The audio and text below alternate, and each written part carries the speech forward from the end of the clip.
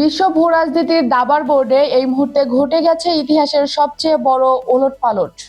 এক চরম নাটকীয় মোড়ে এসে দাঁড়িয়েছে আমেরিকা, চীন, ইরান এবং তাইওয়ানের ভাগ্য। একদিকে মধ্যপ্রাচ্যের বুকে মার্কিন ইরান যুদ্ধ চিরতরে থামাতে এবার সরাসরি তেহরানের দরবারে হাজির হয়েছেন পাকিস্তানের সেনাপ্রধান ফিল্ড মার্শাল আসিম মুনির এবং কাতারের হাই প্রোফাইল প্রতিনিধি দল। পর্দার আড়ালে চলছে ২১ ঘন্টার ম্যারাথন বৈঠকের পর দ্বিতীয় দফার চূড়ান্ত সমঝোতার চেষ্টা। হরমুজ প্রণালীর নিয়ন্ত্রণ আর ইউরেনিয়াম সমৃদ্ধকরণ নিয়ে যখন ওয়াশিংটন তেহরানের স্নায়ুযুদ্ধ তুঙ্গে, ঠিক তখনই এশিয়ার রাজনীতিতে ডোনাল্ড ট্রাম্প ছুড়ে দিয়েছেন এক পারমাণবিক বোমার মতো খবর।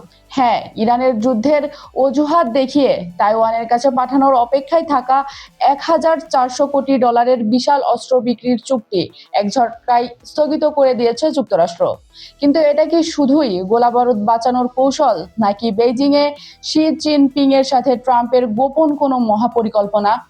তাইওয়ানকে কি তবে বার্গেনিং চিপ বা আলোচনার ঘুঁটি বানিয়ে বেইজিং এর সাথে নতুন কোনো খেলায় মেতেছেন মার্কিন প্রেসিডেন্ট?